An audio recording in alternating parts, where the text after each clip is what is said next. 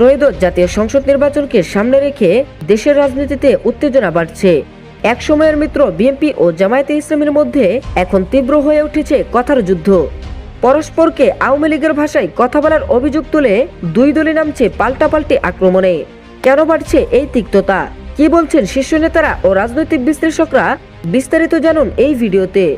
নির্বাচন ঘিরে বিএনপি ও জামায়াতের কেন্দ্রীয় নেতাদের বক্তব্য সাম্প্রতিক সময়ে একের পর এক শিরোনাম হয়েছে। তবে বিষয়টি নতুন মাত্রা পায় শনিবার সিলেটে এবং পরদিন লন্ডন থেকে দেওয়া দুই শীর্ষ নেতার বক্তব্যে। শনিবার সিলেটে জামায়াতে ইসলামী সহ ৮ দলের বিভাগীয় সমাবেশে জামায়াতের আমির ডাক্তার শফিকুর রহমান বিএনপিকে ইঙ্গিত করে বলেন, একদল চাঁদাবাজির কারণে জনগণের ঘৃণা করিয়েছে, আরেক দল আরো বেশি শক্তি নিয়ে চাঁদাবাজিতে নেমে পড়েছে। একদল দখলদার হয়ে জনগণের প্রত্যাখ্যান পেয়েছে, আরেক দল বেপরোয়া দখলদার হয়ে উঠেছে।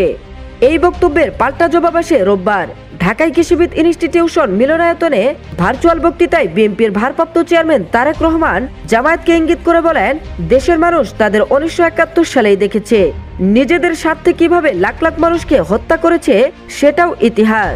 এ সময় তিনি বলেন, সাম্প্রতিক সময়ে বিএনপির বিরুদ্ধে যেসব অভিযোগ